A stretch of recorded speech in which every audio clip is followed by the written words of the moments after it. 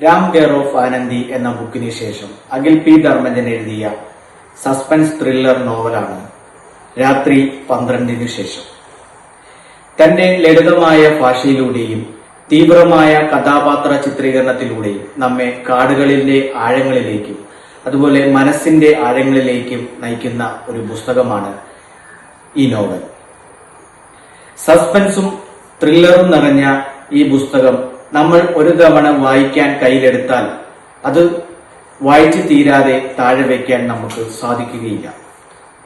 Ram care of Anandi എന്ന പുസ്തകത്തിൽ നിന്നും വ്യത്യസ്തമായ പശ്ചാത്തലത്തിലൂടെയാണ് ഈ നോവൽ നമ്മളെ കൊണ്ടുപോകുന്നത്. ഈ കാലഘട്ടത്തിലും മന്ത്രവാദങ്ങൾ മനുഷ്യനെ എങ്ങനെ കീഴടക്കുന്നുവെന്ന് ഈ നോവൽ നമുക്ക് കൂടുതൽ മനസ്സിലാക്കി തരും.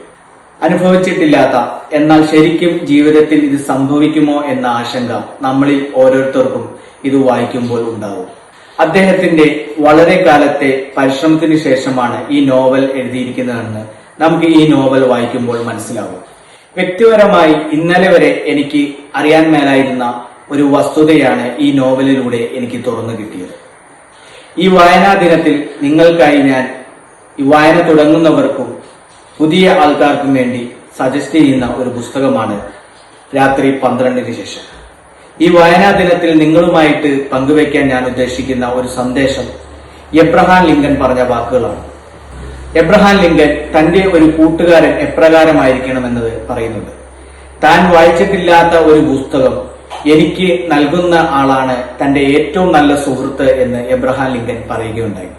അപ്രകാരം നമ്മൾ ഓരോരുത്തരും മറ്റുള്ളവരുടെ ഒരു നല്ല ഒരു സുഹൃത്താകാൻ ഈ വായനാ ദിനത്തിൽ നിങ്ങൾക്ക് കഴിയട്ടെ എന്ന് ആശംസിക്കുന്നു.